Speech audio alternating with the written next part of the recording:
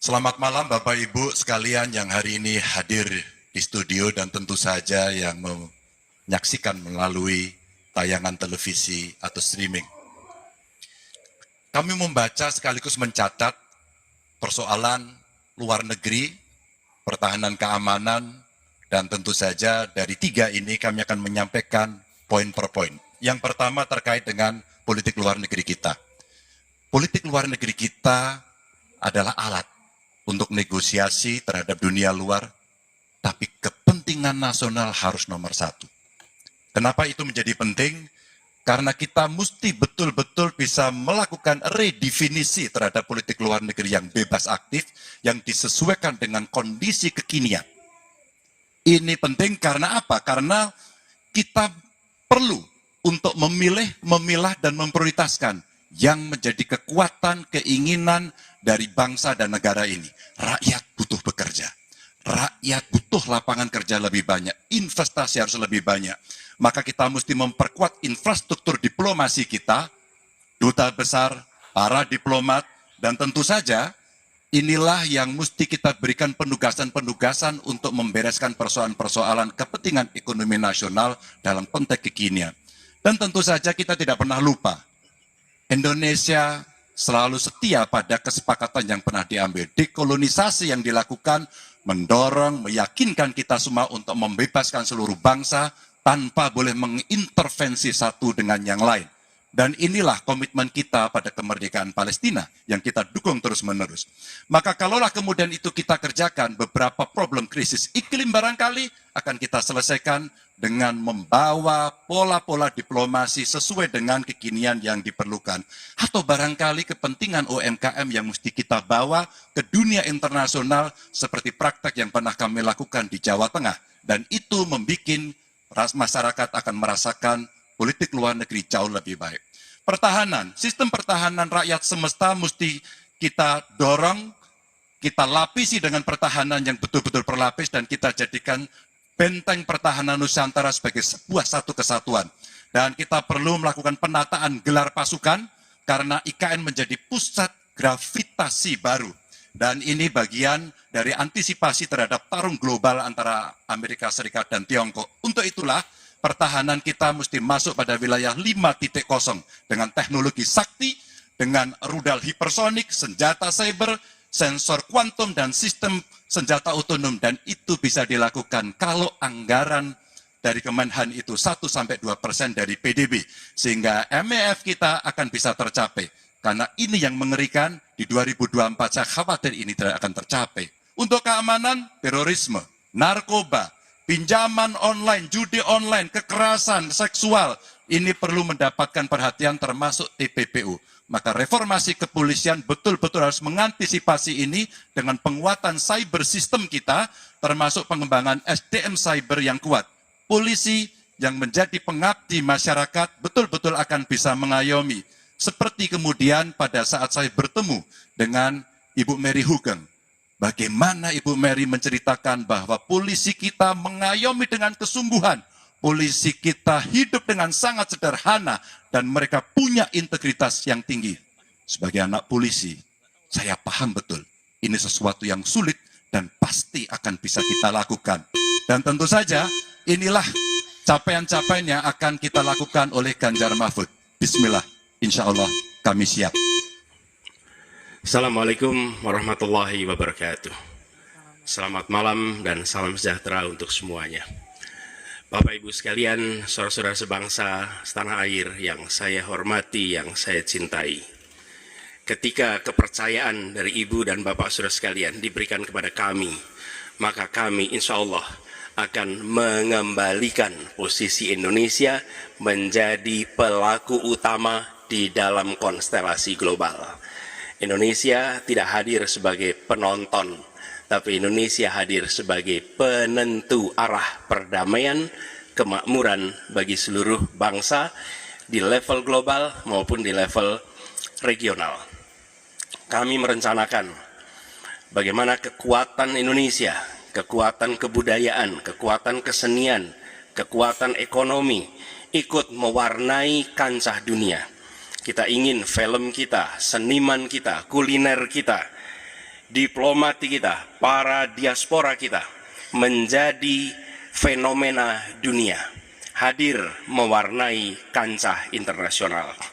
Kita menginginkan dengan cara seperti itu, maka apa yang kita kerjakan di level dunia membuat Indonesia bisa menjadi tuan rumah di negeri sendiri, sekaligus tamu mempesona di negeri orang. Dan Presiden menjadi panglima diplomasi Indonesia, bukan hanya hadir dalam forum-forum, tapi hadir mewarnai, hadir serius memperjuangkan amanat, termasuk amanat terpenting, menghapuskan penjajahan di muka bumi. Bukan sekedar statement dalam upacara, tapi Presiden dan seluruh jajaran diplomasi bekerja keras untuk itu, khususnya untuk Palestina.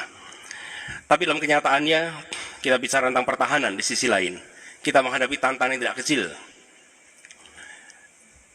Dalam beberapa tahun terakhir ini, lebih dari 160.000 orang meninggal, bukan karena serangan militer, tapi karena serangan virus.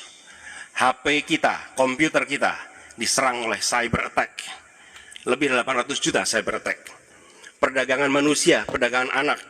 Bagaimana perempuan, anak-anak menjadi korban, lebih dari 3.000 orang. Dan narkoba menyerbu Indonesia. 4,8 juta orang terpapar narkoba. Keluarga-keluarga kita menderita karena narkoba ini. Dan itu pedih sekali. Itu tingkat keluarga. Pencurian ikan, pencurian pasir, itu menandakan bahwa kita kebobolan. Dan lebih jauh lagi, ironisnya, Kementerian Pertahanan menjadi kementerian yang dibobol oleh hacker di 2023. Sebuah ironi. Karena itu kita ingin mengembalikan. Dan 700 triliun anggaran Kementerian Pertahanan tidak bisa mempertahankan itu, justru digunakan untuk membeli alat-alat alutsista yang bekas. Di saat tentara kita lebih dari separuh tidak memiliki rumah dinas. Sementara menterinya punya, menurut Pak Jokowi, punya lebih dari 340 hektar tanah di Republik ini. Ini harus diubah. Tambah lagi, food estate singkong yang menguntungkan kroni, merusak lingkungan, dan tidak menghasilkan. Ini harus diubah. Kami akan memulai dengan kepemimpinan yang menjunjung tinggi etika, kepemimpinan yang mengandalkan data, informasi, kapasitas yang serius. Kita ingin Republik ini berperan di level global, dijaga secara serius untuk rumah tangga, untuk nasional, sehingga kewibawaan kita adalah kewibawaan berdasarkan kekuatan. Untuk itu kita butuh perubahan. Terima kasih. Assalamualaikum warahmatullahi wabarakatuh. Bismillahirrahmanirrahim. Assalamualaikum warahmatullahi wabarakatuh. Salam sejahtera kita sekalian. Shalom, Om Swastiastu, Namo Buddhaya, salam kebajikan. Bapak-bapak, ibu-ibu sekalian yang saya hormati, malam ini kita membicara tema-tema yang sangat penting: pertahanan, hubungan internasional, geopolitik, globalisasi, keamanan. Dengan demikian, kita kembali kepada dasar kita, tujuan nasional yang tercantum dalam Undang-Undang Dasar kita. Dalam pembukaan Undang-Undang Dasar 1945 tercantum sangat tegas bahwa tujuan nasional kita yang pertama adalah melindungi segenap bangsa Indonesia dan seluruh tumpah darah Indonesia.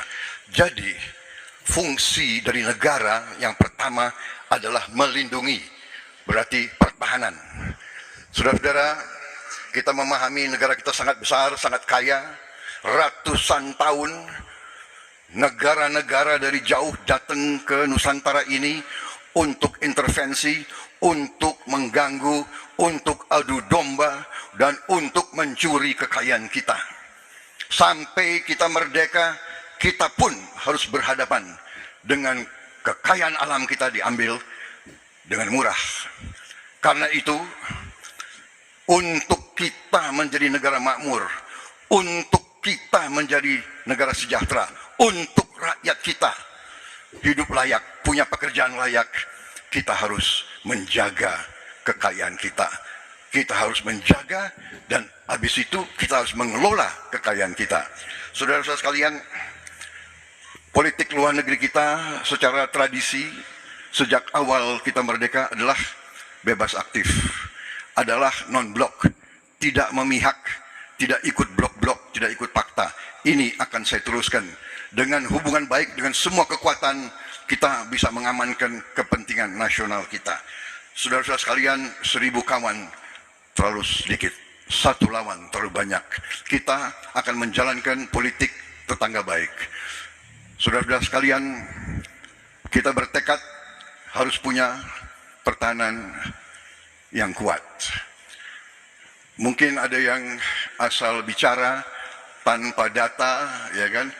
Mungkin didorong oleh ambisi yang menggebu-gebu sehingga tidak objektif. Saudara-saudara sekalian, saya sebagai Menteri Pertahanan berpegang kepada doktrin, kepada strategi nasional, dan semuanya adalah atas dasar kepentingan bangsa dan rakyat Indonesia, dan saya mampu mempertanggungjawabkan, dan saya berkeyakinan hanya dengan pertahanan yang kuat kita akan dihormati, kita akan menjaga kepentingan nasional kita. Kalau kita buka buku ilmu pengetahuan yang paling dasar, kekuatan nasional harus ada kekuatan militer. Tanpa kekuatan militer, sejarah peradaban manusia mengajarkan bahwa bangsa itu akan dilindas seperti di Gaza sekarang ini. Akan diambil kekayaannya, akan diusir dari tanah airnya. Tidak bisa tidak, kita harus kuat. Kita harus kuat. Terima kasih. Wassalamualaikum warahmatullahi wabarakatuh.